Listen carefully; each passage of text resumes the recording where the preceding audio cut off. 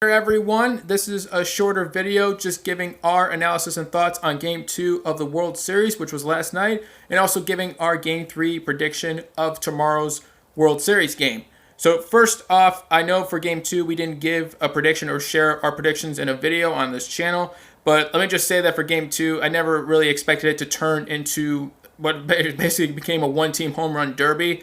I thought pitching would be a little more part of the game. Especially in the first inning, too, when both teams scored 2 runs. Bergman with a 2-run home run for the Astros, and the Nationals scoring 2 runs first in the top of the first. But it never really, just crossed my mind, too, that it would turn to, especially those 2 innings where they just blew the game wide open, the Nationals, where it would basically just turn to a 12-3 rout. And most people, even me, too, even though for those who have seen our overall World Series prediction video, for those who haven't seen that yet, if you want to see what we thought Game 1 score were going to be and how close we were, up the screen here too, so you guys can catch up on that before you finish watching this video.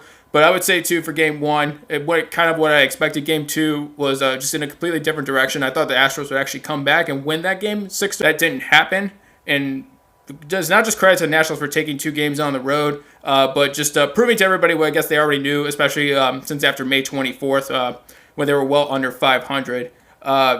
A lot of people have underestimated that team, and Game 2 was just kind of should have been the exclamation point, at least up until we'll see how the World Series ends, where we underestimate that team, you are bound to pay for it.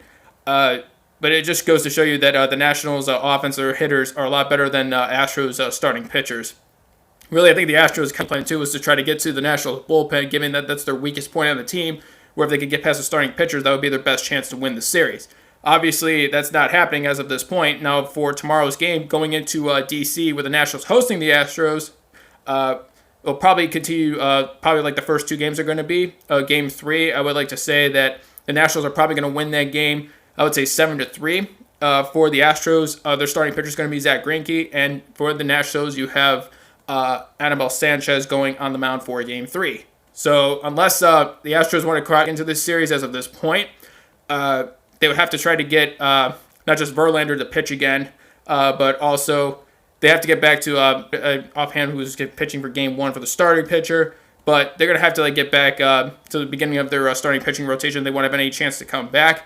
Zach Greinke, just given his ERA and just historically how he's performed in the playoffs, especially now with the Astros, not being with the Astros, it doesn't really look too good for Game 3, at least for the Astros. Now, given that our World Series overall prediction is not going exactly what I would thought. I figured there'd be more of a fight from the Astros, but again, we will see what will happen going forward, especially for tomorrow's game, Game 3, going to be at 7:30 p.m. Eastern Standard Time. We'll find out what happens, but again, our Game 3 prediction is that the Nationals will win this game 7-3. We'll also have a video giving our Game 4 prediction. I'm not sure we're going to have a Game 3 analysis video. If you would like us to do a more in-depth analysis of going forward for Game 3, let us know in the comments below. Let us know that verdict of yours. Also, give us your verdict also on the World Series overall. What are your favorite parts of the series at this point? Is it going the way you expected? Just let us know what you're thinking. But again, thank you to everybody who's watched this video. Our next stream will be at 8:45 p.m. Eastern Standard Time. We hope you can join us for that as well. We'll let everybody know on our Twitter at VerdictSquadNow when that is going to begin, when we actually start to go live. The rest of our social media links will be in the description below. Thank you again, everybody, for watching, and we will see you guys soon.